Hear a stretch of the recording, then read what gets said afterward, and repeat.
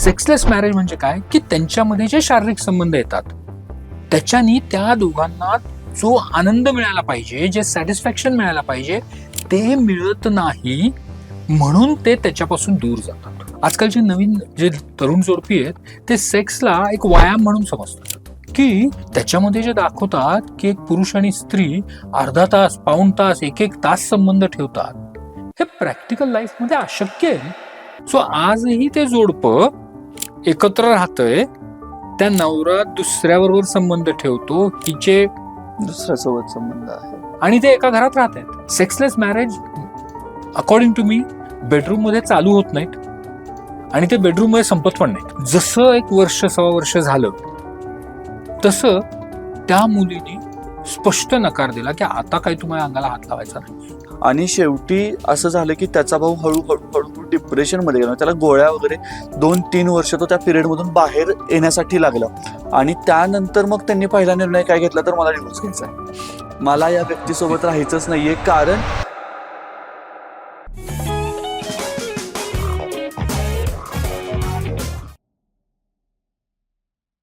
नमस्कार.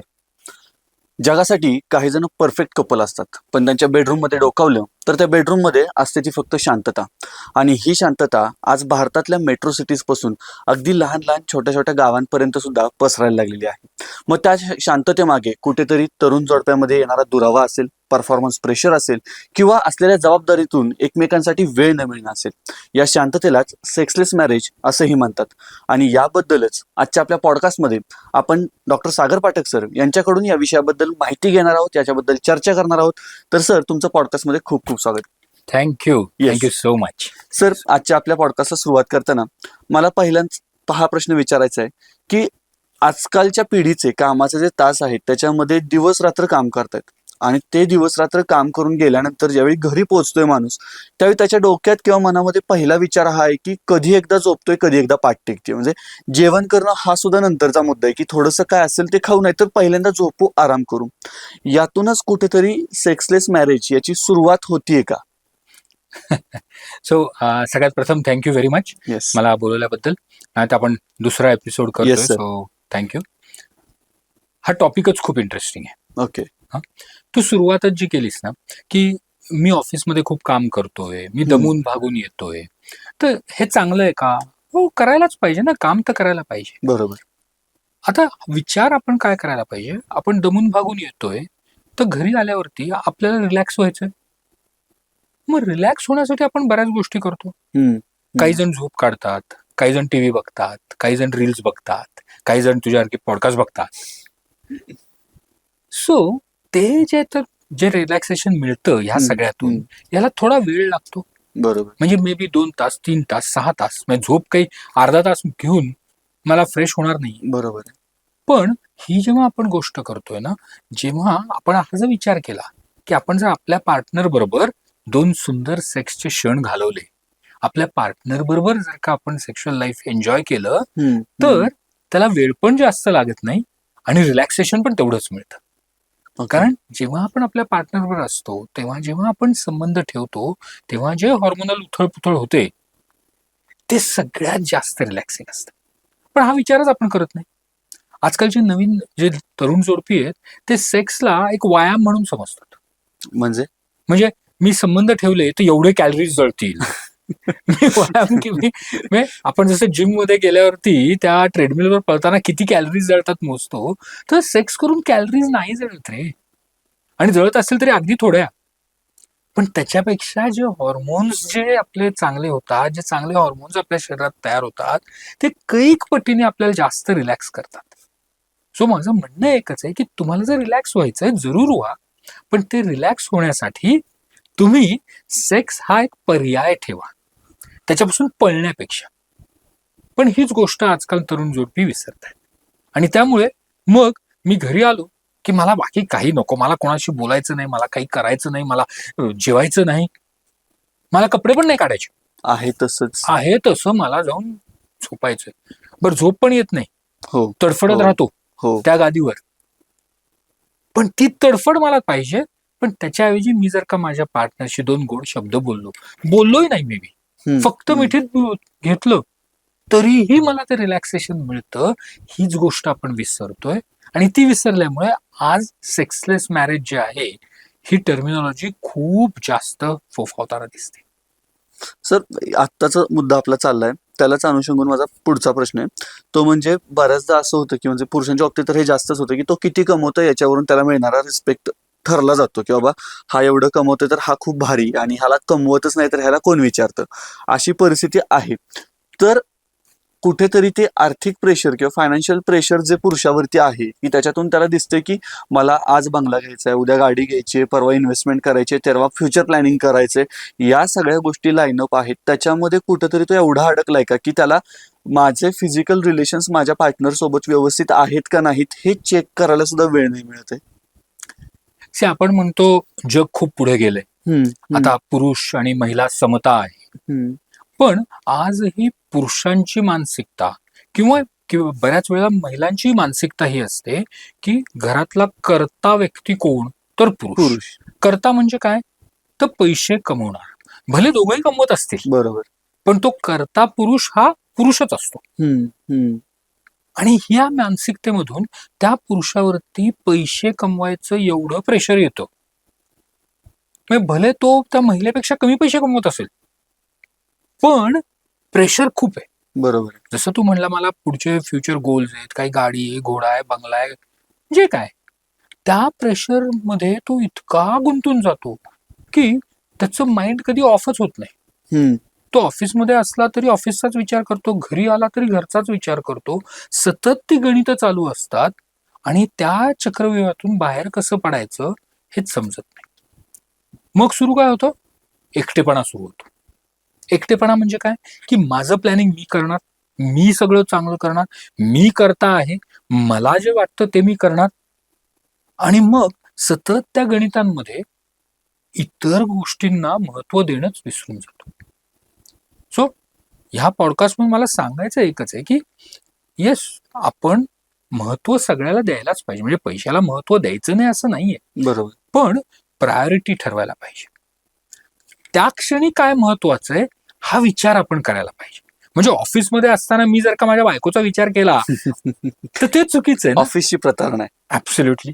पण मी घरी आल्यावरती मी सतत जर माझ्या उद्याच्या कामाचे विचार करायला लागलो तर ते माझ्या बायकोशी नुकसान आहे. बरोबर. आणि आपण हे पुरुष स्त्री म्हणतोय, पण हे दोघांनाही लागू होतं. म्हणजे Okay. असं तुमच्या डोक्यात असेल की फायनान्शियल प्रेशर फक्त पुरुषाला आहे, तर नाही. नाही. आज स्त्रीलाही तेच फायनान्शियल प्रेशर्स आहेत, कारण दोघांना आज मीडियामुळे इतक्या गोष्टी दिसत आहेत, इतक्या गोष्टीचा. कालच मी न्यूज ऐकली की वडिलांनी 8-10 लाख रुपये आयुष्यभर कमाई केली, घरी ठेवले होते की एक प्लॉट घेऊ आणि त्याच्यावर घर बांधू आपण म्हणून. हम्म, आणि 2 दिवसांनी रजिस्ट्री होती.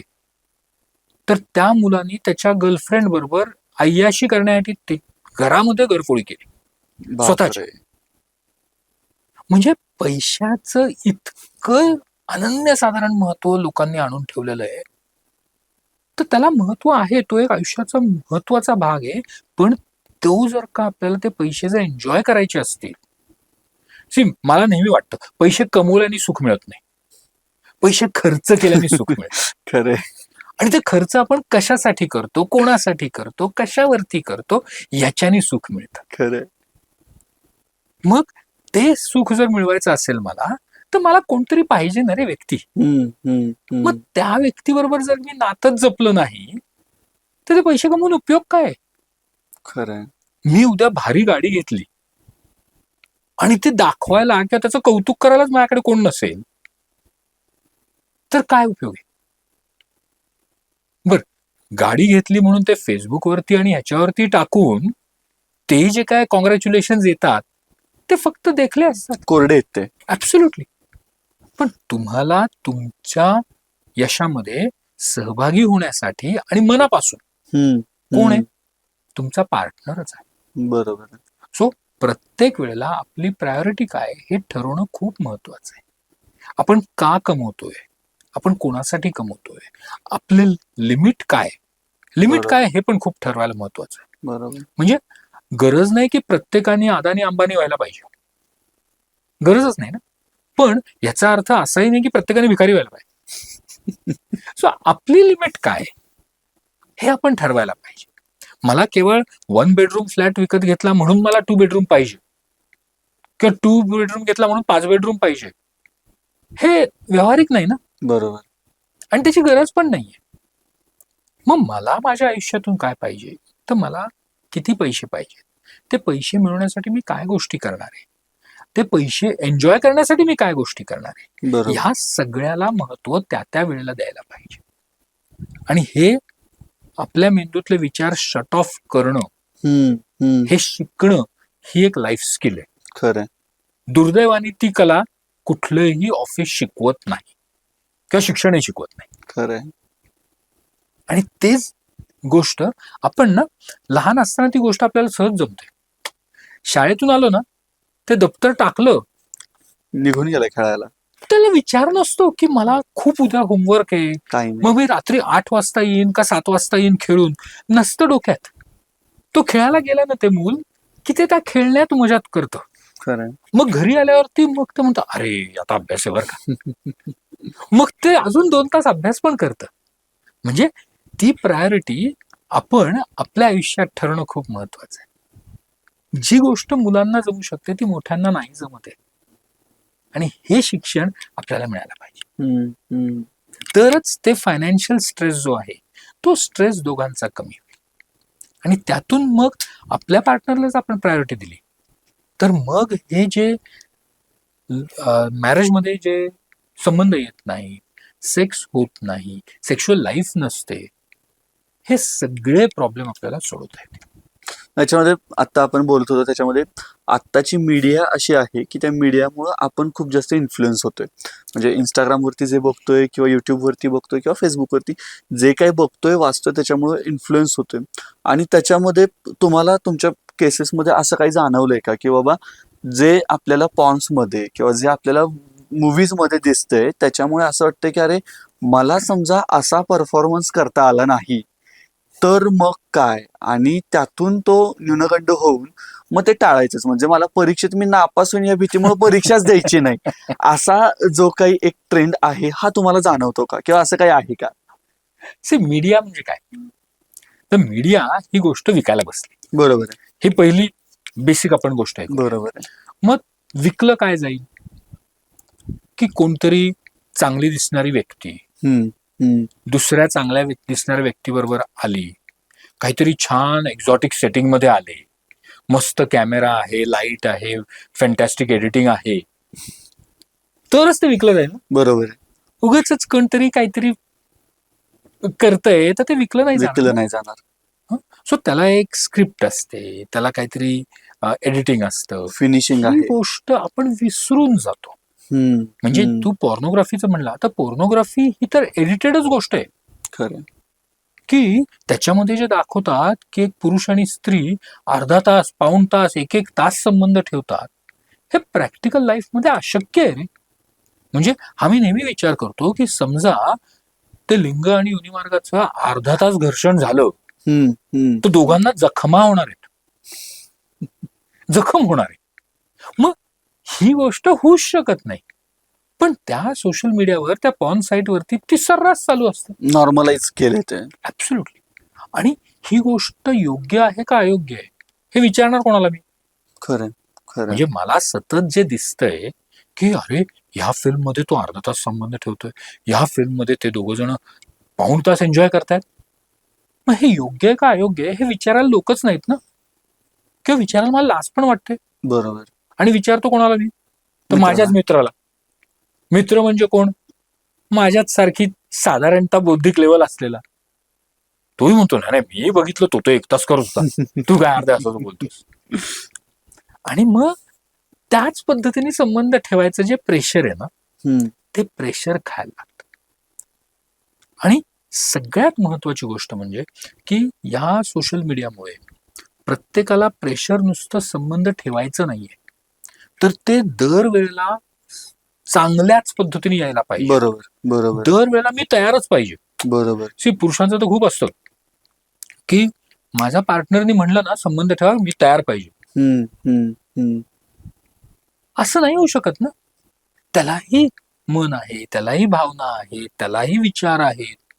तर सतत रेडी नाही असू शकत ना. बरोबर. सेम गोष्ट स्त्रियांची पण स्त्रीसोबत होते. बरोबर. म्हणजे असं नाहीये की पुरुषांनाच फक्त प्रेशरची हे असते, स्त्रियांना देखील खूप भीती असते की मी जर का चांगलं परफॉर्म नाही केलं, मी जर माझ्या पार्टनरला सॅटिस्फाय नाही केलं तर आमचं नातं कसं होईल, आमचं नातं तुटून जाईल. ही भीती दोघांनाही असते. पण दरवेळेला मी तयार असलंच पाहिजे अशी गरज नाहीये. मी काय रोबो नाहीये, बटन दबाया बरोबर. और बरोबर. सेक्शुअल लाईफ चालू हो गया. दुसरी गोष्ट की दरवेळेला मला चांगलाच परफॉर्मन्स द्यायचा आहे. याच्यासाठी मी काही कोणी ऍक्टर नाहीये की ज्याला रिटेक घेता येतात. बरोबर. हे रिअल लाईफ मध्ये मी सतत त्याच पद्धतीने नाही ठेवू शकत ना. हे कुठेतरी ऍक्सेप्ट झालं पाहिजे. Exactly exactly. हम्म, हम्म. की तो जो ऍक्टर किंवा ऍक्ट्रेस जे परफॉर्म करतो त्याला टेक रिटेक हजारो आहेत. बरोबर. मी मध्येच एका पॉर्न ऍक्ट्रेसची मुलाखत ऐकली, व्हेरी फेमस वन. ती म्हणली की आम्ही एकच गोष्ट 50 वेळा रिटेक केली. तर हे होतं, हे व्हायलाच पाहिजे, कारण ते सगळं एडिटेड आहे. बरोबर. बरोबर. अरे एक साधा डायलॉग मारायला तो ऍक्टर 50 रिटेक्स घेतो, तर इमॅजिन कर शारीरिक संबंध ठेवायला त्याला किती रिटेक्स घ्यायला लागत असतील. खरंय. सो त्यामुळे दरवेळेला मी तयार पाहिजे अशी गरज नाहीये. माझा परफॉर्मन्स दरवेळेला चांगला नाही पाहिजे. आणि सगळ्यात महत्वाचं म्हणजे की दरवेळेला मला माझ्या पार्टनरला सॅटिस्फाय करायचं ही भावना डोक्यात नाही पाहिजे. मी नेहमी म्हणतो की sex is very selfish. Selfish म्हणजे काय, तर मी माझा लैंगिक आनंद घेऊ शकतो, माझा पार्टनर ती तिचा लैंगिक आनंद घेऊ शकते. जेव्हा दोघं जण एकत्रितपणे स्वतःचं समाधान घेतात ना, त्यावेळेला that act becomes beautiful. Okay. ती दोघांनाही सॅटिस्फाईंग होते. इमॅजिन कर, जर का एका पार्टनरला तो आनंद मिळत नसेल आणि दुसऱ्याला मिळतोय असं वाटतंय, तर दोघंही सॅटिस्फाय होणार नाहीत. बरोबर. So both have to take there. मी मला माझ्या पार्टनरला सॅटिस्फाय करण्यापेक्षा मी स्वतःला सॅटिस्फाय करून घेतोय का, हा विचार पहिला करायचा. आणि हे सॅटिस्फाय करून घेताना माझा पार्टनर स्वतःला सॅटिस्फाय करून घेते का, हे जेव्हा आपण लक्षात घेऊ ना, त्यावेळेला त्या सेक्स इज सेल्फिश या वाक्याची अर्थ कळतो. बरोबर. पण मी जर का फक्त स्वतःचाच आनंद ओरबाडून घ्यायचा प्रयत्न केला ना, कधीच मला आनंद मिळणार नाही मिळणार.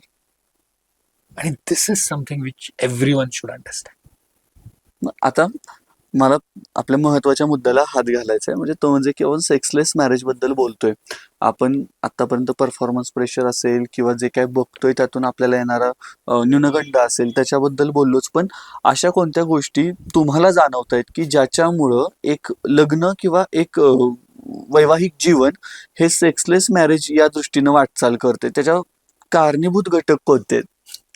सगळ्यात पहिलं म्हणजे ना, आपण सेक्सलेस मॅरेज म्हणजे काय बघू. बरोबर. ओके.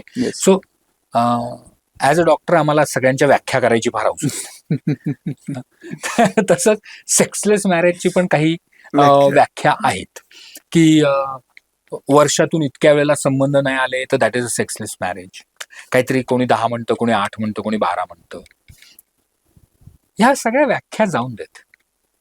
माझं अंडरस्टँडिंग काय तुला सांगतो. सेक्सलेस मॅरेज डझंट मीन की त्या लग्नामध्ये, त्या नात्यामध्ये शारीरिक संबंध येतच नाहीत. ओके. सेक्सलेस मॅरेज म्हणजे काय की त्यांच्यामध्ये जे शारीरिक संबंध येतात त्याच्यानी त्या दोघांना जो आनंद मिळाला पाहिजे, जे सॅटिस्फॅक्शन मिळायला पाहिजे ते मिळत नाही, म्हणून ते त्याच्यापासून दूर जातात. ओके. मग ते शारीरिक संबंध आठवड्यातून एकदा ठेवतायत का वर्षातून एकदा ठेवतायत याला किंमत नाहीये. किती वेळेला संबंध येतात ह्याच्यावरती सेक्सलेस मॅरेज ठरतं असं मला वाटत नाही. तर त्या क्रियेतून दोघांना किती आनंद मिळतोय, किती ते दोघं एकमेकांच्या जवळ येत आहेत, किती भावनिक दृष्ट्या इन्व्हॉल्व्ह होत आहेत, याला महत्व आहे. बरोबर. आणि ते महत्व आपण जर का विसरलो तर मग that becomes a sexless marriage. Okay. So हे पहिलं मला सगळ्यांना सांगावं वाटतं की संबंध किती वेळेला येतात हे गणती करू नका. म्हणजे क्वांटिटीपेक्षा quality is important. Absolutely absolutely. कारण तुमचे शारीरिक संबंध जे काही येत आहेत, हे शारीरिक संबंधामध्ये दोघांनाही ते समाधान मिळतंय का? तुम्ही भावनिक पातळीवर, शारीरिक पातळीवर जुळले पाहिजेत, तुम्ही भावनिक पातळीवरती एकमेकांबरोबर जायला पाहिजे, तुम्ही मेंटली त्या ऍक्ट मध्ये पाहिजे. बरोबर. म्हणजे बऱ्याच वेळेला मी आता एक उदाहरण देतो तुला. एक साधारणतः 60 वर्षाचं जोडपं आहे. आता 60व्या वर्षी त्या बाईची मासिक पाळी गेलेली आहे आणि तरी ते बायका 60 वर्ष म्हणजे काय खूप म्हातारे असं आपण म्हणू शकत नाही. पण त्या बाईच्या डोक्यात आता काय आहे, की आता माझी 60 आली, आता मी काय ह्या असल्या शारीरिक संबंध वगैरे ठेवण्याच्या फेज मध्ये नाहीये. आता मी देवदेव करायचो, मी पूजा अर्चा करायची, नातवंड सांभाळायची, हे एवढं माझं कर्तव्य. आता मी संबंध ठेवण्याचा काही संबंध नाही. तर अशा वेळेला मग काय होईल, जेव्हा तिचा नवरा तिला अप्रोच करतो त्यावेळेला जबरदस्तीने ती त्या ऍक्ट मध्ये सहभागी होते. आणि मग हा आता झालं ना तुमचं, आता वाज झालं. दिस इज नॉट सेक्स. कारण ह्याच्यामध्ये दोघं त्याच्यात इन्व्हॉल्व नाहीयेत, दोघं भावनिक दृष्ट्या इन्व्हॉल्व नाहीयेत, त्या दोघांची मानसिकता तिथे नाहीये. आणि मग तो पुरुष पण सॅटिस्फाईड नाहीये, ती महिला पण नाहीये. ते दोघं जण माझ्याकडे ऍक्च्युअली डायव्होर्स कसा घ्यायचा हे विचारायला आले होते. बापरे. कारण सॅटिस्फॅक्शन नाही वयाच्या 60व्या वर्षी. ऍब्सोल्युटली. तर सेक्सलेस मॅरेज याला म्हणतात. आणि जोपर्यंत आपण शारीरिक संबंध किंवा सेक्स लाईफला आपल्या मॅरेजचा एक अविभाज्य भाग नाही समजत ना, तोपर्यंत आपण त्याच्यापासून पळण्याचे गोष्टी शोधणार आहोत. जेव्हा दोन व्यक्ती जवळ येतात तेव्हा त्यांचं नातं जर समृद्ध करायचं असेल तर काय गोष्टी आहेत?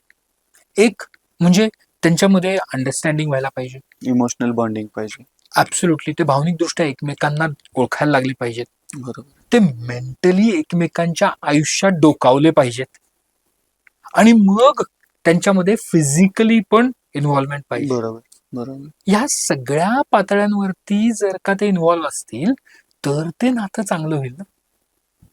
पण जर का ह्याच्यातलं एकही गोष्ट गडबड झाली मग ते नातं पण चांगलं नाही राहत, एक पार्टनर अनसॅटिस्फाईड होतो आणि नातं तुटायला किंवा अजूनही आपल्या समाजात नातं तोडणं याला एक स्टिग्मा आहे, टॅबू आहे.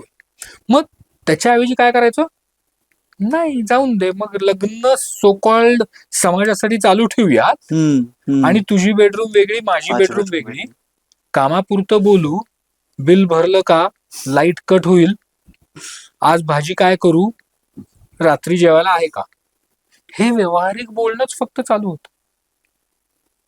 समाजाला दिसतं की अरे वा किती छान झालं, 20 वर्ष 30 वर्ष झाले लग्नाला, पण ऍक्च्युअल घरातली जी गोष्ट आहे त्याच्यामध्ये दोघंही त्या नात्यामध्ये सॅटिस्फाईड नाही. समाजासाठी नातं नाही टिकू शकत, नातं तुमच्यासाठी टिकू शकतं. आणि ते जेव्हा जाणीव त्या दोघांना होते त्यावेळेला ते काहीतरी जर कष्ट करायला लागले तर ते नातं चांगलं होऊ शकतं. This is what is sexless marriage. So आता बोलता बोलता तुम्ही म्हणालात की सेक्सलेस मॅरेज आहे त्यामुळं त्या दोघांनी डिवोर्स कसा घ्यायचा या प्रोसेससाठी विचारायला आले होते. सो खरंच मॅरेजमध्ये सेक्स नाही म्हणून लोक डिवोर्स घेत आहेत का? एवढी ती गंभीर समस्या झाली आहे का? आपण लग्न का करतो रे?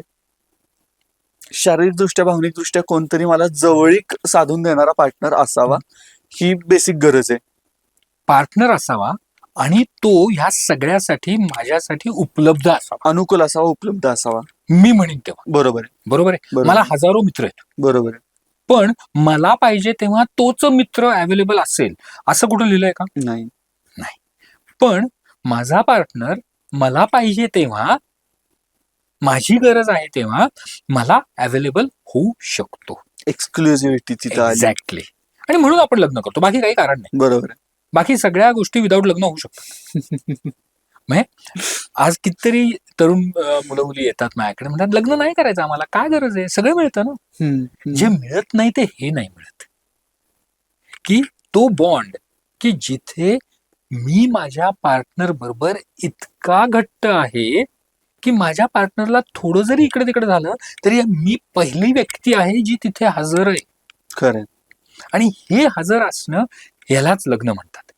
मग त्याला व्याख्या काही पण देतो खरंय. आणि म्हणून आपण लग्न करतो. मग जर का ह्या नात्यामध्ये आपल्याला ह्या गोष्टी नाही पूरक मिळाल्या हम्म. हम्म. तर मग ते नातं लादलेलंच होऊ शकतं ना. बरोबर आहे.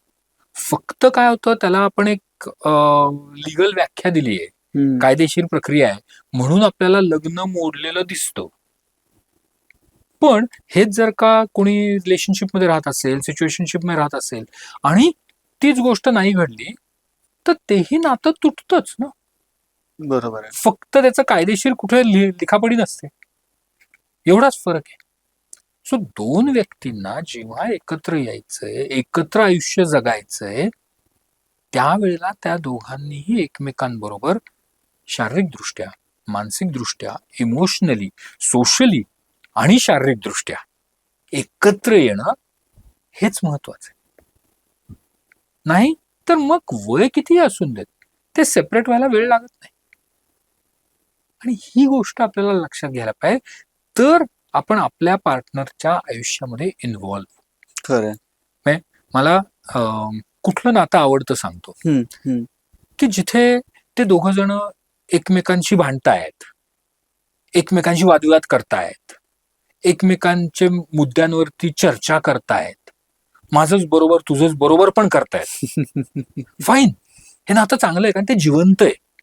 जिवंत का? कारण एका पार्टनरला दुसऱ्या पार्टनरच्या मतामध्ये विचार करण्याची क्षमता आहे. तो विचार तरी करतोय, म्हणजे माझ्या पार्टनरच्या मनात काय चाललंय हा मी विचार तरी करतोय ना बोलायच्या आधी. खरंय. मग मी इन्व्हॉल्ड आहे कुठेतरी. हम्म. हम्म. जे नातं आवडत नाही ना त्याच्यामध्ये टोटली दोघही एकमेकांना Distant आहे. इनडिफरंट आहात, खरंय. की तुझ्या आयुष्यात काय चाललंय मला काही घेणं देणं नाही. मग ही जर भावना असेल ना, ते नातं सगळ्यात वाईट, सगळ्यात वाईट. ते नातंच नाही बेसिकली.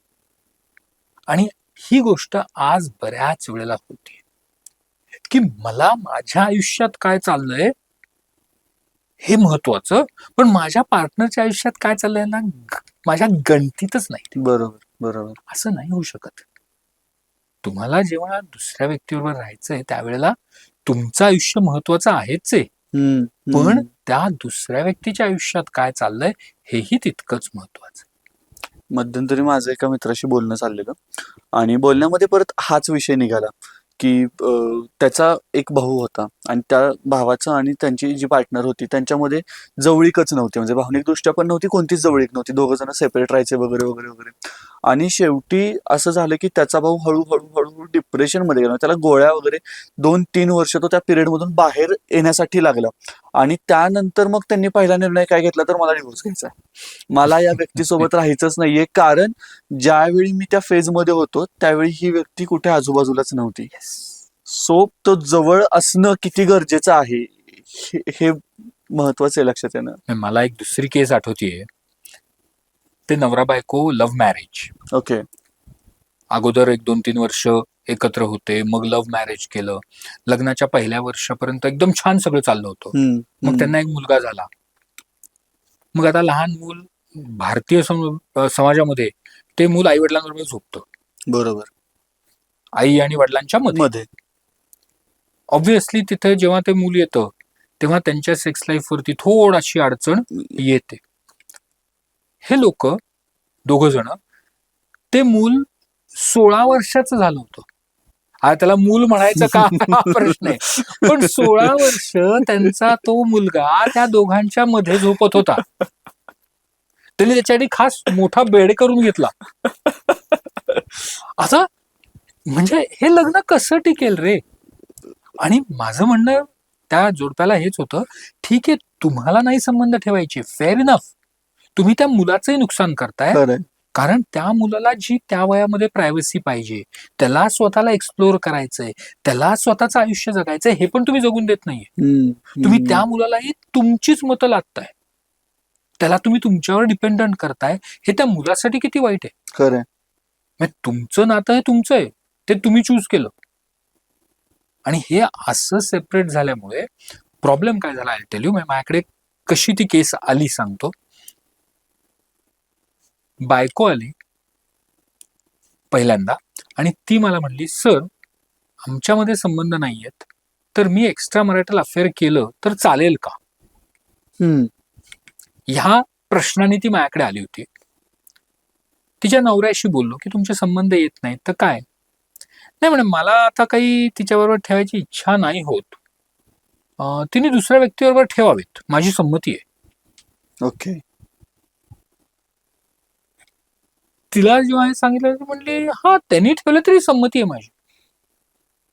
सो आजही ते जोडपं एकत्र राहतंय.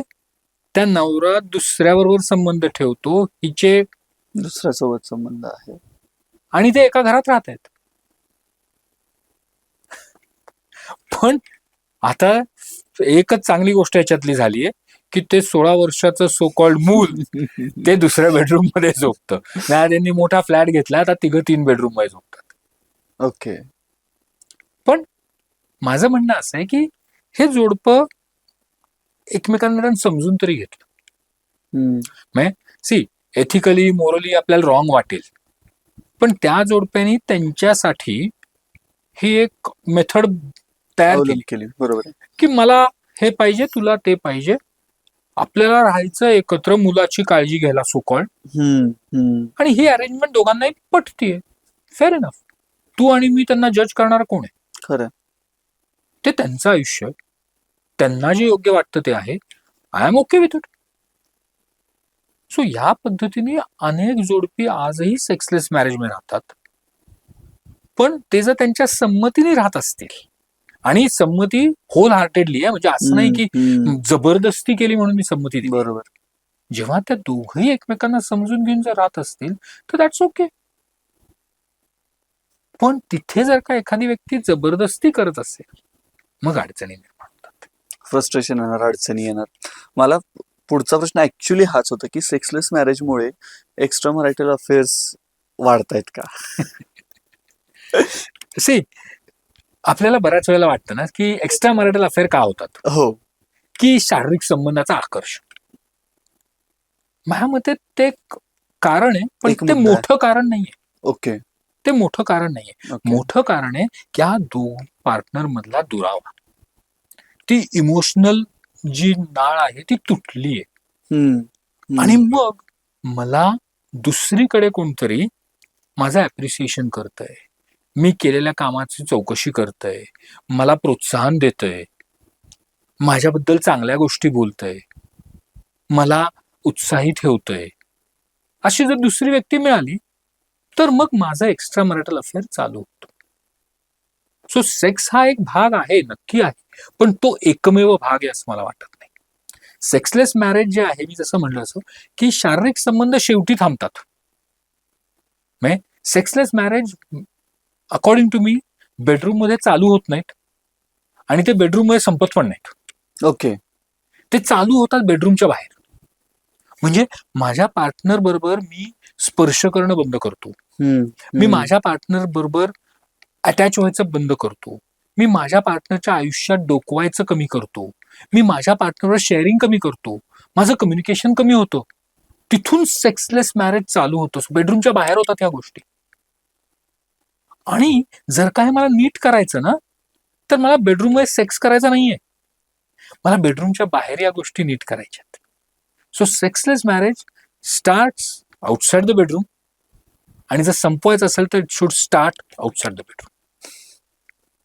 मग केवळ दोघं जण सेक्सलेस मॅरेज मध्ये आहेत, संबंध येत नाहीत, त्यांना बेडरूम मध्ये कुलूप लावून ठेवून हा आता ठेवा, नाही जमू शकत. ते नातं टिकत नाही, ते आणखीन वाईट होईल. कारण what is sex? I always say what is sex? Sex is something which is physical, शारीरिक आहे. पण ते शारीरिक एकत्र येण्याच्या अगोदर तुम्ही जेव्हा इमोशनली एकत्र येता ना, तेव्हा इट बिकम्स प्लेजर. तसं जर नसतं ना, फक्त जर शारीरिक असतं ना, तर लोकांनी पैसे देऊन विकत घेतले असते आणि एन्जॉय केलं असतं. खरं. ते होत नाही. का लोक 10 वर्ष, 20 वर्ष, 50 वर्ष रिलेशनशिप मध्ये राहतात? का ते एकाच व्यक्तीबरोबर इतक्या वेळेला संबंध ठेवतात? हे फक्त शारीरिक आकर्षण असू शकत नाही. त्याच्यामध्ये कुठेतरी तो इमोशनल भाग आहे. कुठेतरी दोघं एकमेकांशी जोडले गेलेत. दोघांची आयुष्य कुठेतरी मिक्स झाली आहेत आणि म्हणून ते शारीरिक संबंध ठेवतात. सो ही गोष्ट जेव्हा आपल्याला लक्षात येते, तेव्हा आपल्या नात्यामध्ये आपण लैंगिक संबंधांना किती महत्व द्यायचं हे आपल्याला समजतं. हे नाही केलं तरी सेक्सलेस मॅरेज एक्झिस्ट. आता ह्यामध्ये आणखीन एक मुद्दा आहे सर, म्हणजे बऱ्याचदा कसं होतं की नकार मिळण्याची भीती वाटते. म्हणजे स्त्री असेल पुरुष असेल, नकार मिळण्याची भीती असते आणि तो नकार हँडल कसा करायचा हे आपल्याला कदाचित आता शिकवलंच जात नाही. म्हणजे कधीतरी लहानपणी आपण एखाद्या खेळात हारलो तर आपल्याला ते हार कशी पचवायची हे माहिती असतं, पण ती हार वेगळी आहे. आणि इथे माझ्या आवडत्या व्यक्तीनं कधीतरी मला समजा वाटलं की आता आपण शारीरिकदृष्ट्या जवळ येऊयात आणि त्यावेळी त्या व्यक्तीनं नाही म्हणलं तर ते स्वाभिमानाला ठेच वगैरे लागते की मला नाही कसं म्हणू शकतो, मला नाही कसं म्हणू शकते. सो इथे दोन प्रश्न आहेत. एक हा प्रश्न आहे की एकतर त्याचा किंवा तिचा इगो न दुखावता मला नाही म्हणायचंय, तर मी ते कसं म्हणलं पाहिजे. आणि दुसरा की जर मला नकार आलाय तर तो नकार त्या क्षणापुरता आहे, कायमचा नाहीये, की मला पुढे जाऊन पुढाकारच घ्यायचा नाहीये की किंवा पुढे जाऊन मी आता पुढच्या वेळी तू सुरुवात कर मग त्यावेळी मी नकार देतो या झोन मध्ये जायचं नाहीये. माझा तो नकार त्या क्षणापुरता आहे हे मला ऍक्सेप्ट करायचंय. तर हे ऍक्सेप्ट कसं करायचं? एक त्याच्यामध्ये एक उदाहरण देतो तुला मी. Yes sir. एक मुलगा आणि मुलगी होते. हम्म. साधारणतः 5 वर्ष 6 वर्ष रिलेशनशिप मध्ये होते ओके. आणि त्याच्यानंतर त्यांनी लग्न लग्न. केलं. आता 5-6 वर्ष जर का एकत्र असतील तर ऑब्व्हियसली आपल्या डोक्यात येतं की त्यांचे शारीरिक संबंध आलेच. बरोबर आहे. नातं जेव्हा नवीन नवीन होतं ना तेव्हा खरंच त्यांचे संबंध आले. जसं 1 वर्ष 1.25 वर्ष झालं तसं त्या मुलीने स्पष्ट नकार दिला की आता काही तुम्हाला अंगाला हात लावायचा नाही. रिझन काय होतं की तिच्या डोक्यात काय आलं की मी जे काय त्याच्याबरोबर फिजिकल झाले ते माझ्या मर्जीने झालेले नव्हते. हो. केवळ याला खुश ठेवायचं किंवा हे नातं तुटू नये या हेतूने मी त्याच्याबरोबर होते. आणि आता हे रिलेशनशिप स्टेबल Stable आहे. झालंय, आता मी माझं मन बोलणार. आणि हीच मेंटॅलिटी घेऊन त्यांनी लग्न पण केलं आणि लग्नानंतरही संबंध येत नव्हते. ओके. सो इथे प्रॉब्लेम काय येतो की हा नकार जो आहे ना, हा नकार त्या क्षणाला नव्हता, त्या व्यक्तीला होता. बरोबर.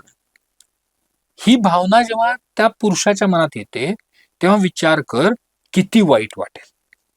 सो आपल्याला जर का शारीरिक संबंधाला नकार द्यायचा आहे तर तो नकार आपण कशासाठी देतोय हे आपल्या पार्टनरला सांगणं महत्वाचं. म्हणजे आज जर का मी खूप खरंच दमलोय, मला खरंच खूप ड्रेन आउट झालोय आणि मला ताप आलाय, मला नाही बरं वाटत आहे, तर मी माझी परिस्थिती माझ्या पार्टनरला जर का सांगितली आणि मग नाही म्हणलं शारीरिक संबंधाला तर माझा पार्टनर पण ऐकेल. पण मी जर दररोज म्हणलं की मी ऑफिसमध्ये आले मी थकतोच नाही जात तर हे नाही चालू शकत ना. खरं. कारण ह्याचा अर्थ काय की मी कष्टच घेत नाहीये. मी काम तर रोज करतोय, मी रोज दमतोय पण मी कुठल्या तरी दिवशी हा प्रयत्नच करत नाही की माझ्या पार्टनरवर मी संबंध ठेवायचे. सो इनिशिएशन कोणाकडून होतं ह्याला महत्व नाहीये. ते इनिशिएशन एकाकडून झालं तर दुसरा त्याला साथ कशी देतोय याला खूप महत्वाचं आहे. बरोबर. ती जर साथ नाही मिळाली तर मग तो नकार त्या क्षणापुरता राहत नाही, तो त्या व्यक्तीला होतो. आणि मग तू जसं म्हणला ना स्वाभिमान दुखवतो, माझा इगो हर्ट झाला आणि मग त्याच्यातून जे चालू होतं ना ते म्हणजे सेक्स हे एक शस्त्र म्हणून वापरणं. Actually this is the worst thing that you can do. म्हणजे जसं आता तू म्हणलास ना की आज तू मला नकार दिला ना, आता बघ पुढच्या वेळेला मी कसा नकार देतो. हे नाही होऊ शकत. हे नातं आहे, हे काही युद्ध नाहीये की त्यांनी 4 वेळा नकार दिला, हिने 2 वेळाच का दिला. नाही, हे नातं आहे. त्याच्यामुळे तुम्हाला या नात्यामध्ये तो आज नकार आला, ठीक आहे. पण उद्या ती व्यक्तीने जर पुढाकार घेतला, तरच मी करीन असं नाहीये. तुम्ही परत पुढाकार घेऊ शकता. तुम्ही परत इच्छा दर्शवू शकता. आणि ह्याच्याने तुम्हाला कळेल की तुमचा पार्टनर पण तुम्हाला मदत करतोय का? बरोबर बरोबर. म्हणजे तुमचं जर नातं चांगलं असेल तर दोघंही त्या ऍक्ट मध्ये सहभागी होणार आहेत. पण कधी होणार आहेत, किती वेळेला होणार आहेत, कसे होणार आहेत, हे खूप महत्वाचं आहे. बरोबर. म्हणजे आता तू जसं म्हणलास की खूप दमलोय आणि मी नकार देतोय, नाही मला संबंध ठेवायचे, फेअर इनफ. पण मला माझ्या पार्टनरला मिठीत घेऊन झोपायला काय अडचण आहे रे? काही अडचण नाही ना. खरंय. मला बोलायचं नाही, चालायचं नाही, काही करायचं नाही. मला फक्त मिठीत घेऊन बसायचं किंवा हात हातात धरून बसायचं. बरोबर. याला तर काही कष्ट लागत नाहीत ना. मी कितीही दमलेलो असलो, मला भले 102 ताप असेल, तर मी माझ्या पार्टनरचा हात हातात घेऊन बसू शकतो ना रे. कदाचित तेव्हा जास्त शांत झोप लागेल. Exactly exactly. पण हे विचारच करत नाही ना आपण. कारण आपण विचार काय करतो, शारीरिक संबंध म्हणजे काय की फायनल ऍक्ट सेक्स झाली पाहिजे. बास. Yes, yes, yes. तर सेक्शुअल ऍक्ट ना ही एक प्रवास आहे, एक जर्नी आहे. तुम्ही दोघ जण एकत्र कसे येता, तुम्ही एकमेकांना शरीरांना कसे हाताळता, तुम्ही कसे एकमेकांबरोबर एकत्र राहता, तुम्ही कसे मे बी एकांचे कपडे काढता, तुम्ही कसं एकमेकांबरोबर ऍक्च्युअल संबंध ठेवता, संबंध आल्यानंतर तुम्ही काय करता, हा सगळा प्रवास आहे रे. हा कम्प्लीट प्रवास एन्जॉय करा ना. दर वेळेला आपल्याला ती ऍक्च्युअल ऍक्ट व्हायलाच पाहिजे अशी गरज नाहीये ना. ही जर्नी एन्जॉय करा. आणि ही जर्नी एन्जॉय करण्यासाठी न एन्जॉय करण्यासाठी तुमच्याकडे कारण नाही आहेत. बरोबर. कारण त्याच्यासाठी तुम्हाला काही परफॉर्म करायचं नसतं. कोणाचं लिंग ताठच व्हायला पाहिजे किंवा योनी मार्गातून स्त्राव यायलाच पाहिजे, गरज नाही आहे ना रे. मग हे जर एन्जॉय नाही केलं तर मग तो नकारणं खूप हर्ट होतो. त्यामुळे आपल्या पार्टनरला नकार देताना आपण का देतोय, आपण कुठल्या पद्धतीने देतोय, तो नकार आपल्या पार्टनर पर्यंत ते कारण पोचतंय का, हे खूप महत्वाचं आहे. आपली बरोबर. कारण आपण नकार देतोय. जेव्हा आपल्याला दुसऱ्याचा नकार येतो त्यावेळेला आपण आपलं मन ओपन ठेवायला पाहिजे, हे समजून घ्यायला की आपला पार्टनर का नकार देतोय, खरंच काही कारण आहे का. मग ते कारण दूर करण्यासाठी मी काय करू शकतो. मी जर का काही करू शकत असेल तर मी करायला पाहिजे. मी तिथे प्रोएक्टिव्हली काहीतरी काम करायला पाहिजे. की माझ्या पार्टनरला जर का खूप अंग दुखत असेल तर मी मालिश करून द्यायला पाहिजे. पाय दुखत असेल मी पाय दाबायला पाहिजेत. मग हे मी जर केलं तर I tell you my partner will be so happy. तो नकार कधी होकारात बदलेल तुमचं तुम्हाला कळणार. कारण sex is something which you have to feel. ते आतून यायला पाहिजे आणि ते आतून येण्यासाठी तुम्ही दोघांनी प्रयत्न करायला. आणि हे केलं की इट युजली हॅपन्स. बरोबर. मग तो नकार तुम्हालाही त्रासदायक वाटत नाही, समोरच्या व्यक्तीलाही त्रासदायक वाटत नाही आणि ऍक्च्युली तुमचा बॉन्ड जास्त समृद्ध होतो. नातं हॅम्पर करत नाही. ऍब्सोल्युटली. आपण मगाशी म्हणालो की सेक्स हा बेडरूमच्या बाहेर चालू होतो आणि तो बाहेरच थांबतो. म्हणजे सेक्सलेस मॅरेजची सुरुवात ही सुद्धा बेडरूमच्या बाहेरच आहे. तुम्हाला जाऊन फक्त final act may be bedroom मध्ये करायचे. कुठेतरी तो स्पर्श व्हायचा बंद होतो. त्या स्पर्श व्हायचं बंद झालेलं असतं, त्याचं रूपांतर कुठेतरी चौकशी करणं बंद होतं, इथपर्यंत येतं. आणि मग आपण जसं म्हणलो की जेवायला नाहीये किंवा जेवायला आहे का, या व्यवहारिक किंवा तेवढ्याच प्रश्नांपुरतं ते नातं टिकून राहतं किंवा नातं अस्तित्वात असतं असं आपण म्हणू. या गोष्टीमुळं कुठेतरी एका पॉइंटला असं वाटू शकतं का की बाबा मी ज्या माणसासोबत घरात राहतोय किंवा मी ज्या माणसासोबत घरात राहतेय तो माणूस कोणतरी वेगळाच आहे. मी ज्याच्यासोबत लग्न केलेलं किंवा ज्याच्यासोबत मी त्या अनाभाका घेतलेल्या आयुष्यभर सोबत राहण्याच्या, तो माणूस आणि आता टाइम गेल्यानंतरचा हा माणूस हा वेगळाच आहे. मग मला कितीही वाटत असेल की मला जवळ जायचंय, मला आतून वाटत असेल की बोलायचंय, तर तो माणूस कोणतरी वेगळाच वाटत असल्यामुळे मी नाही बोलू शकत किंवा नाही करू शकत. असं होतंय का, असं काही वाटतं का तुम्हाला? सी जेव्हा आपण कोर्टशिप मध्ये असतो किंवा लग्न झालेलं नसतं, नातं असतं, त्यावेळेला ना आपण आपल्या पार्टनरला समजून घ्यायचा खूप प्रयत्न खूप करत असतो प्रयत्न करतो. बरोबर आहे. की आपल्या पार्टनरला काय आवडेल, मी काय केलेलं आवडेल, आपण दोघांनी काय ऍक्टिव्हिटी करायची, कसं एन्जॉय करायचं, ह्याचं सारखं प्लॅनिंग आपल्याला चाललेलं असतं. बरोबर. आता जेव्हा त्या अक्षता पडतात त्यावेळेला ना होतं काय, हा अभि हो गया, अभि क्या, ती माझी बायको झाली, तो माझा नवरा झाला, बॉटम लाईन. निवडणुकीनंतर प्रचार नाही. Absolutely great, absolutely great. आणि त्याच्यामुळे मग तो ते होतच आहे. तुझं समोर निवडणुकीनंतर प्रचार का करायचा, मी निवडून आलो ना, आता खरंय, आता काही गरज नाही, 5 वर्षांनी बघू. खरंय. सो आपण गृहीत धरायला लागतो आपल्या पार्टनरला, की आपला पार्टनर जो आहे त्याचं सगळं गृहीत धरायला लागतो. म्हणजे पूर्वी माझा नवरा ह्या सिच्युएशनला असा वागला होता, तो आता असाच वागणार. असाच वागेल. बरोबर. माझी बायकोनी, मी जेव्हा हे बोललो तेव्हा तिने हे सांगितलं होतं कधी 2 वर्षापूर्वी, आजही मी हे बोललो तर तेच बोलणार आहे, मग कशाला विचारायचं. नाही ना, असं नाही होऊ शकत. माणूस बदलतो, माणसाचे विचार बदलतात, माणसाच्या आवडीनिवडी बदलतात. बरोबर. मग ह्या गोष्टी आपण जोपर्यंत आपल्या पार्टनरशी चर्चा करत नाही तोपर्यंत आपल्यालाही समजणार नाही. भले तुमचं लग्न झालंय, त्या अक्षता पडल्याने काही फरक पडत नाही. बरोबर. तुम्ही बदलत असता, सतत बदलत असता, आणि हे बदलणारं जे स्वरूप आहे तुमचं, हे तुमच्या पार्टनर पर्यंत पोहोचवायला पाहिजे. म्हणजे मला पूर्वी चांगलं फॉर्मल कपडेच घालून आवडायचं, पण आता मला जीन्स आणि टी शर्ट घालायला आवडतं. हे जर मी सांगितलं नाही तर कळेल कसं. खरंय. माझा पार्टनर काय मला फॉर्मल Formal टी शर्ट शर्टच आणून देईल. मग ह्या गोष्टी जोपर्यंत आपण बोलत नाही तोपर्यंत त्या गोष्टी घडत नाहीत. सो एकमेकांना गृहीत धरणं हे पहिलं थांबायला पाहिजे. आणि हे गृहीत धरणं नुसतं बाहेरच्या गोष्टींमध्ये होत नाही, हे सेक्स लाईफ मध्ये पण होतं. बरोबर. म्हणजे मी माझ्या पार्टनरच्या नाकाला हात लावल्यावर पार्टनरला आवडतं, हे मी गृहीत धरलं बरं का, आणि मी सतत नाकालाच हात लावत बसतो. पण माझ्या पार्टनरला पाहिजे की आज कानाला हात लावणं बाबा, नको माझ्या नाकाला हात लावू आज. पण हे जर का माझ्या पार्टनरनी सांगितलं नाही तर मी तेच गोष्ट करत राहणार, बरोबर. माझा पार्टनर नाराजच होत राहणार, आणि आता कसं पुढे जाईल. बरोबर. सो महत्वाची गोष्ट आहे म्हणजे की एकमेकांमधला संवाद, हा संवाद नाही थांबला पाहिजे.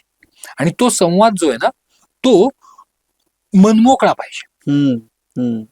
तो मनमोकळा असा पाहिजे की मला माझ्या मनातलं काहीही माझ्या पार्टनरला सांगता यायला पाहिजे. बरोबर. चांगलं असेल, वाईट असेल, खराब असेल, काही असेल, मला सांगता यायला पाहिजे. आणि हे जेव्हा मला सांगता येतं ना त्यावेळेला ते नातं बहरतं. मी काही माझ्या मनातलं चांगलं वाईट सांगितलं तरी माझा पार्टनर मला शिव्या घालणार नाहीये किंवा माझी स्तुती पण नाही करणार आहे, तो ऐकून घेणार आहे. तो ऐकून त्याचं बद्दल माझ्याशी चर्चा करणार आहे की का बाबा हे करते. त्यावेळेला मी मनमोकळेपणाने तो संवाद करू शकतो. तो ओपन स्पेस पाहिजे तिथे. एक्झॅक्टली. आणि मगाशी तुम्हीच म्हणालात, म्हणजे त्याला मला क्लिक होतंय की तो माणूस फक्त एक्सक्लुझिव्हली माझा आहे ना, मग तो माणूस तिथं असला पाहिजे. त्या माणसाने गृहीतकं लावली तर मग त्या माणसाकडे जाणं नाही होणार, भीती वाटणार, कुठेतरी तो आडपडदा येणार की अरे या गोष्टी नको सांगायला, आणि तिथे कुठेतरी अंतर पडायला चालू होत असेल. आणि हा जो संवाद जसं म्हणलं ना मनमोकळा पाहिजे, तसंच तो सतत पाहिजे. सतत पाहिजे. असं नाही की 2 वर्षापूर्वी सांगितलं होतं ना, कळत नाही का. नाही, ते सतत पाहिजे. म्हणजे मला काय आवडतं, मला काय आवडत नाही हे मला सांगत राहायला पाहिजे. सो कंटिन्युअस पाहिजे. बरोबर. ओके. तो संपूर्ण पाहिजे. संपूर्ण म्हणजे काय, तर बऱ्याच वेळेला असतं की माझ्या मनात काय तू जाणून घे रे.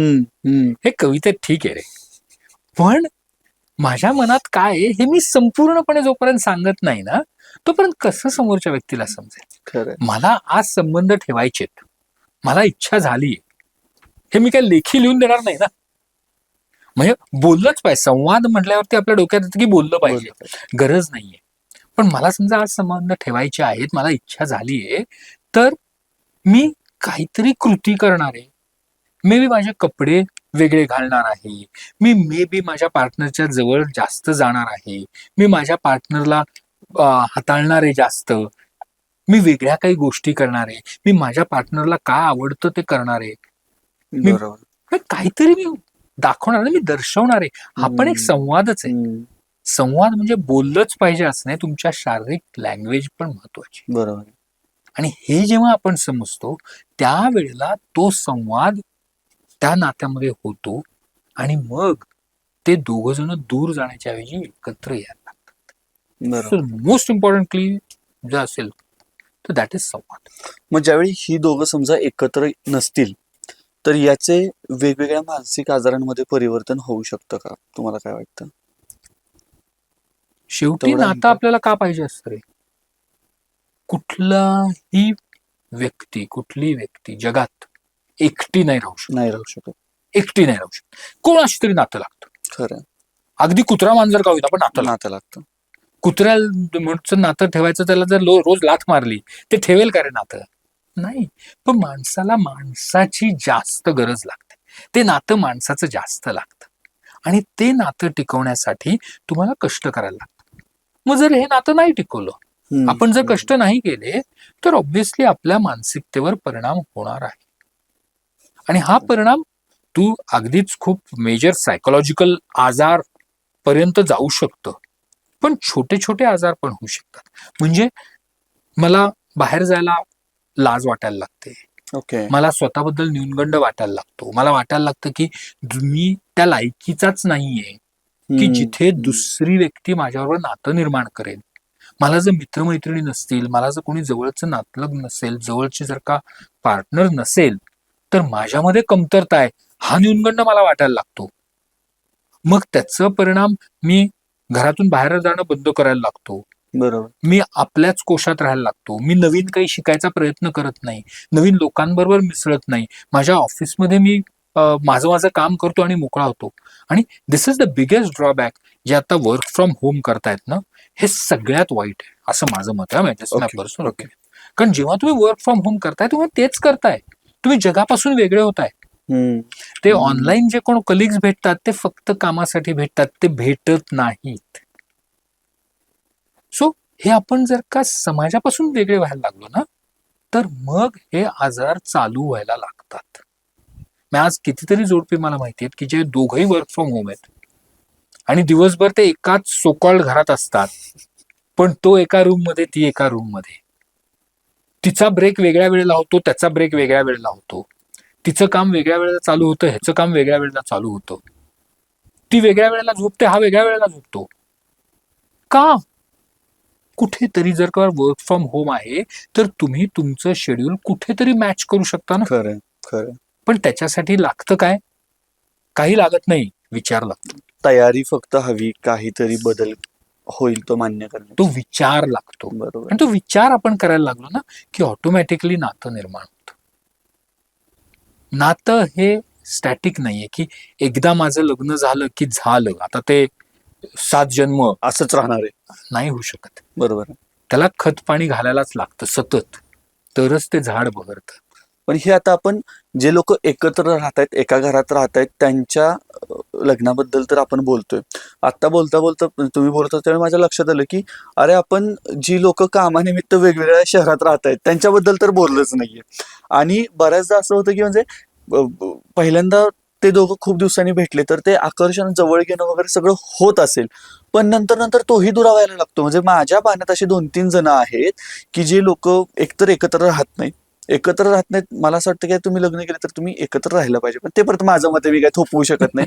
पण दुसरं असं की त्या दोघांमधल्या एका पार्टनरचे बाहेर आणखीन संबंध असतात, त्यामुळे परत एक्सक्लुसिव्हिटी येतच नाही ना आल्यानंतर, मग ती औपचारिकता राहते फक्त. सो ही नाती कशी सांभाळायची? तू जे म्हणतोय ते लॉंग डिस्टन्स रिलेशनशिप. बरोबर. मग लॉंग डिस्टन्स रिलेशनशिप अनेक कारणांमुळे होतं. बरोबर. म्हणजे जॉब आहे, शिक्षण आहे, इतर काही कारणं असू शकतात. पैशामुळे कोणी गावात राहतं, कोण शहरात येतं, नोकरीनिमित्त येतात, वगैरे वगैरे वगैरे. कुठलंही नातं जपण्यासाठी कष्ट करायला लागतात. जर ते लॉंग डिस्टन्स असेल तर ते कष्ट डबल होतात. तिथं दोघांनाही ते नातं जिवंत ठेवण्यासाठी खूप कष्ट करायला लागतात. आणि हे जे एक्स्ट्रा मॅरिटल अफेअर होतात, हे कधी होतात? जेव्हा ते नातं टिकवायचा आपण प्रयत्न करत नाही. करत नाही. बरोबर. मग ते जर टिकवायचा प्रयत्नच केला नाही, तर त्या लॉंग डिस्टन्स रिलेशनशिपला अर्थच उरत नाही. तुमचं लॉंग डिस्टन्स रिलेशनशिप टिकवण्याचं प्रयत्न करणं हे दोघांची जबाबदारी आहे. आणि त्याच्यासाठी खूप कष्ट करायला लागतात. मी ऑलवेज से की कुठलंही नातं जे स्टँडर्ड नाहीये ना, म्हणजे मग इंटरकास्ट लग्न असेल, वेगळ्या धर्मातलं लग्न असेल, तू म्हणला असं लॉंग डिस्टन्स रिलेशनशिप असेल, एखादी व्यक्ती आजारी पडत असेल आणि दुसरी नसेल, हे सगळे मिसमॅच किंवा नॉर्मल जे नाहीयेत, ह्या सगळी नाती टिकू शकतात का? हो, टिकू शकतात. पण त्याच्यासाठी कष्ट डबल करायला लागतात. तुमची त्याच्यासाठी तयारी आहे का? हे पहिलं जाणून घ्या. त्याच्याशिवाय don't enter into such relationships. म्हणजे इंटरकास्ट लग्न करायचं का? करू शकता, पण तुमची तयारी आहे का की त्या व्यक्तीच्या कास्टचं किंवा त्या व्यक्तीच्या धर्माच्या गोष्टी एक्सेप्ट करायच्या? बरोबर. आणि त्याचबरोबर तुमच्या पार्टनरची ती तयारी आहे का की तुमच्या धर्मातल्या गोष्टी एक्सेप्ट करायच्या? तुम्ही लॉंग डिस्टन्स मध्ये राहताय, तर तुम्ही कधी भेटणार आहे? तुम्ही भेटल्यावर काय करणार आहे? तुम्ही फोनवरती ऍडॉक मित्राशी मैत्रिणीशी बोलतो तसं बोलणार आहे का? का तुम्ही काही प्लॅन करून बोलणार आहे? तुम्ही काय गोष्टी बोलणार आहे? तुमच्या आयुष्यामध्ये जे एक्सपिरियन्सेस येत आहेत, कारण दोघं वेगवेगळ्या ठिकाणी आहेत, दोघांच्या आयुष्यात वेगवेगळ्या गोष्टी घडणार आहेत. मग त्या गोष्टी शेअर करताना तुम्हाला त्याचे आत्मीयता किती राहणार आहे, हा विचार करायला पाहिजे. आणि हे विचार करून जर आपण लॉंग डिस्टन्स मध्ये गेलो ना, तर ते टिकू शकतं. पण त्याच्यासाठी कष्ट ऍज अ डबल करायला लागतात. आणि ती कमिटमेंट ही बऱ्याच वेळेला अवघड होऊन जाते. आता सर, आपल्या पॉडकास्टच्या शेवटच्या टप्प्याकडे येताना मला 2 प्रश्न आहेत. म्हणजे एक प्रश्न तर हा आहे की ज्याला मगाशी आपला ओझरता स्पर्श झाला, की 16 वर्षाचं मूल होईपर्यंत ते पालकांच्या मध्येच झोपत होतं. पहिल्यांदा सगळं छान असतं. ज्यावेळी मूल जन्माला येतं त्यावेळी मुलानुसार बाकीच्या सगळ्या गोष्टी ठरल्या जातात. म्हणजे झोपेचं शेड्यूल असेल, कामाचं शेड्यूल असेल, जबाबदाऱ्या असतील, त्या सगळ्या त्या बाळाला प्रायोरिटी ठेवून गृहीत धरल्या जातात किंवा शेड्यूल केल्या जातात. मग याच्यामध्ये कुठेतरी पार्टनरचं एकमेकांकडे दुर्लक्ष व्हायला चालू होतं. म्हणजे दोघांपैकी एकाचा फोकस बाळाकडे जास्त राहतो, दुसऱ्याचा फोकस बाकीच्या जबाबदाऱ्यांकडे जास्त राहतो, आणि मग आपण दोघं एकमेकांचे कोणीतरी आहोत त्यापेक्षा आपण बाळाचे आई बाबा आहोत ही भावना जास्त तीव्रतेनं असते. पण अशा वेळी आपण दोघं पण पार्टनर आहोत, तर तो वेळ कसा काढला पाहिजे हा एक पहिला प्रश्न आहे. किंवा एकमेकांसाठी वेळ काढायचा असेल, एकमेकांना वेळ द्यायचा असेल, तर काय केलं पाहिजे? सगळ्यात पहिलं वेळ काढायचा असेल तर त्याच्यासाठी विचार करायला पाहिजे. खरंय. बाकी काही नाही. खरं. वेळ कोणाकडेच नसतो, आणि विशेषतः नवीन मूल झालेल्या पालकांकडे तो बिलकुल नसतो. कारण त्या मुलाचं सतत काहीतरी चालू असतं 24 तास, त्याला काही एंड नाहीये. बरोबर. पण जेव्हा आपण तो विचार करतो ना, की आपलं बाळाबरोबर नातं आहे, पण आपलं आपल्या पार्टनर बरोबरही एक नातं आहे, बरोबर. आणि त्या बाळाला ते नातंही महत्वाचं आहे. म्हणजे आईबाबांचं त्या बाळाबरोबर नातं जे आहे ते महत्वाचं आहे त्या बाळासाठी, पण आईबाबांचं एकमेकांशी नातं पण तेवढंच महत्वाचं आहे त्या बाळाच्या वाढीसाठी. ही जाणीव आपण ठेवली पाहिजे. म्हणजे आईचं बाळाशी नातं खूप छान आहे, बाबाचं नातं मुलाशी खूप छान आहे, पण आईबाबांचं पटत नाही, त्याच्याने त्या मुलाला फायदा होईल का?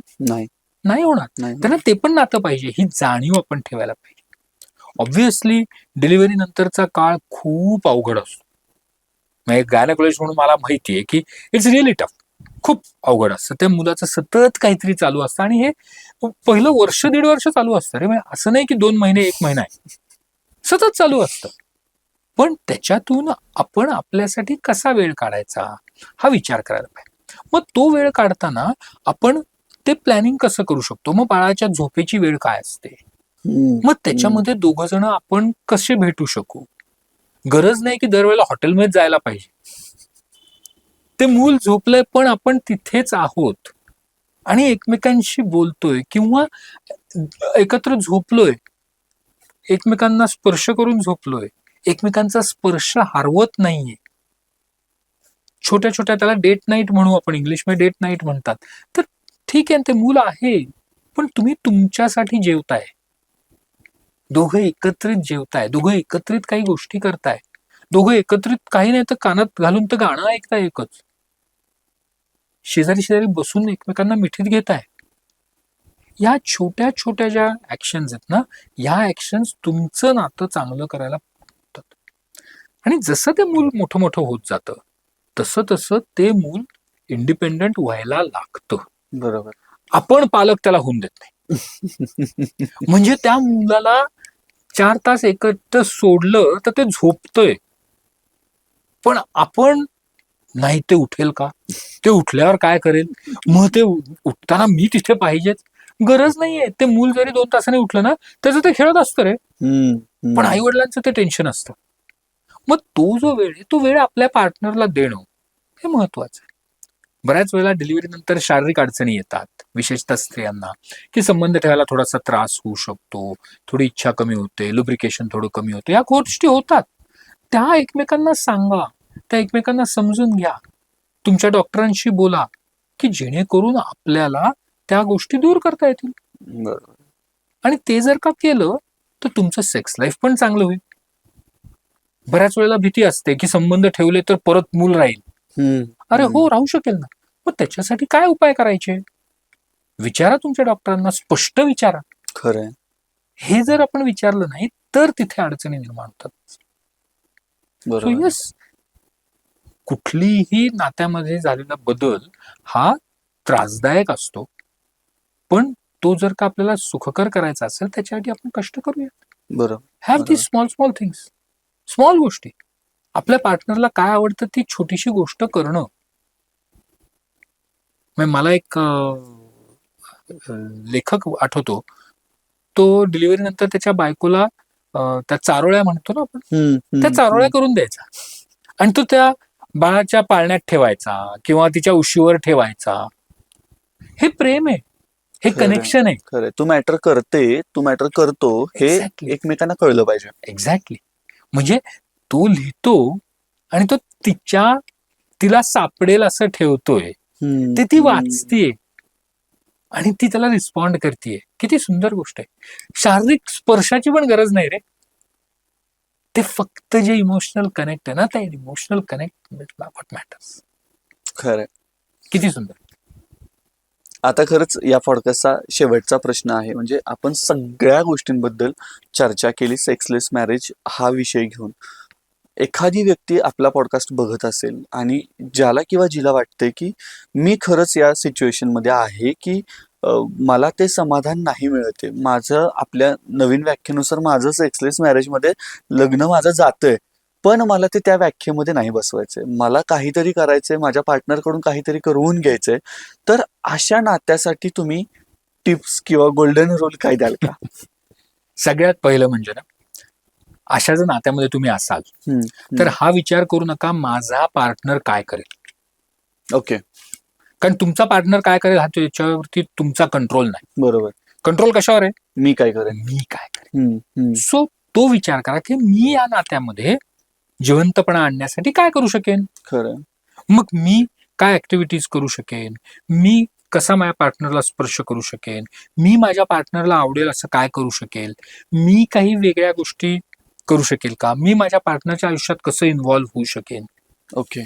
आणि हे जेव्हा आपण करायला लागतो ना, त्यावेळेला ऑटोमॅटिकली आपला समोरचा पार्टनरलाही ते समजायला लागतं. पण मी जर विचार केला की हा माझ्या पार्टनरनी मला आवडेल ते पहिलं करावं मग मी करेन, ऐसा नाही होत आहे. आणि ह्याच्यामध्ये इगो आणण्यात काही पॉईंट नाहीये. सो आपल्याला पाहिजे ते काय, तर जेन्युइन प्रयत्न पाहिजे. ओके. बऱ्याच वेळेला दोन्ही पार्टनरच्या मनात असतं की आपण हे करू, पण पुढाकार कुणी घ्यायचा. एक्झॅक्टली. सो इंटेन्शन महत्वाचं आहे, म्हणजे तुम्हाला वाटणंही महत्वाचं आहे, पण त्याहीपेक्षा महत्वाचं आहे की करणं. नुसतेच विचारांचे इमले बांधून उपयोग नाही. दोघांनाही वाटत असतं आणि जेन्युइनली वाटत असतं. म्हणजे कितीतरी नाते मी बघतो, विषय हे सेक्सलेस मॅरेज असेल किंवा इतर कुठले, दोघांनाही आतून वाटत असतं की आपण करावं, आपण हे करू, आपण ते करू, आपण अशा पद्धतीने लग्न चांगलं करू शकतो, आपलं नातं करू शकतो. पण करायची वेळ आली की बॅकफूट. बरोबर. का? भीती. मी केलं आणि समजा माझ्या पार्टनरने नाही रिस्पॉन्ड केलं तर मग काय. माझं त्यांना म्हणणं एकच असतं, तुम्ही केलं का केलं? तुम्हाला आवडलं म्हणून. विषय तिथे संपतो. तुमच्या पार्टनरला आवडलं का नाही, त्यांनी रिस्पॉन्ड केलं का नाही, ह्याचा विचारच नका करू. ओके. मला आज माझ्या पार्टनरला एक गुलाबाचं फूल दिलं, ते आवडलं. माझ्या पार्टनरला गुलाबाच्या फुलांनी ॲलर्जी झाली, हा माझा प्रश्नच नाहीये. माझा प्रश्न काय आहे की मला ते फूल दिल्यावर आवडलं, काहीतरी करावंसं वाटलं आणि मी ते ते केलं. केलं, बस ओके. विषय संपला. ओके. माझा पार्टनर कसा रिस्पॉन्ड करतोय ह्याच्याशी विचार जास्त करू नका. कारण तिथं अपेक्षा जास्त ठेवल्या आपण, तर परत आपण पुढच्या वेळी पुढाकार घेणारच नाही. एक्झॅक्ट. सो मला वाटतंय ना, मला आवडलं ना, मला वाटलं म्हणजे मी केलं. ऑटोमॅटिकली आपला पार्टनर देखील ती गोष्ट करायला लागतो. तो वेळ जाऊन द्यावा लागतो. एक्झॅक्टली. नातं हे एका दिवसात चांगलं होत नाही, पण एका दिवसात खराब नक्की होऊ शकतं. ते चांगलं करायला सतत कष्ट करायला लागतात, आणि एकदा चांगलं झाल्यावरती ते टिकवायला पण परत कष्ट करायला लागतात. खरंय. सो हे एन्जॉय करा जर्नी. ती जर्नीच तर आयुष्य आहे. खरंय. मला असं वाटतं आता पॉडकास्ट कन्क्लूड करताना त्याच्यावरती तुमचं मत सांगा की प्रत्येकाला मला कोणतरी भारी फील करून देते ना, मी भारी आहे, मी स्पेशल आहे, तर ते प्रत्येकाला आवडतं. आणि अशा व्यक्तीच्या शोधात बरेच जण असतात की कोणीतरी मला फील करून देते भारी आहे मी म्हणून. सो ती व्यक्ती जर आपली पार्टनर असेल तर ती दुधात साखर आहे. आणि ते नातं मग टिकवण्यासाठी प्रयत्न करायला काही हरकत नाही. नाही, पण जर का माझं पार्टनर मला मी चूक केली तरी भारी म्हणत असेल, हा, आणि मी चांगलं केलं तरी भारी म्हणत असेल, तर ते तर ते- कुठेतरी खटकेल. बरोबर. राईट. बरोबर. पार्टनर कसा पाहिजे, तर आपण जेव्हा चांगलं करतो तेव्हा आपलं कौतुक करेल, ते करायच्या अगोदर पण कौतुक करेल.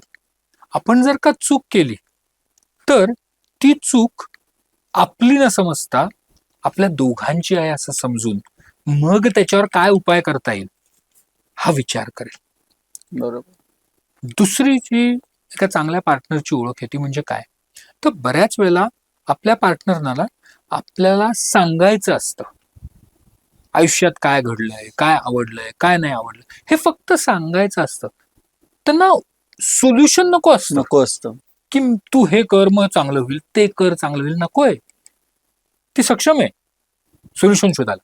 फक्त सांगायचंय, माझ्या मनात काय ते सांगायचंय. कितीतरी जण काउन्सिलिंगसाठी येतात माझ्याकडे, म्हणतात नाही आम्हाला बाकी काही नकोय, आम्हाला फक्त बोलायचंय. तुम्ही काहीच बोलू नका, आमचं फक्त ऐका. सो ते मन मोकळं करणं ना, ही देखील एक चांगल्या पार्टनरची लक्षण आहे. सो ऐका, तुमच्या पार्टनरला ऐका. जर त्या पार्टनरला काहीतरी तुमचा सल्ला पाहिजे असेल ना, तर विचारेल. बरोबर आहे. बरोबर. विचारेल आता काय करू, मग द्या. अनाहूत सल्ला कोणालाच नको असतो. नको असतं. आणि हीच गोष्ट आपल्या आयुष्यात आपण करायला पाहिजे.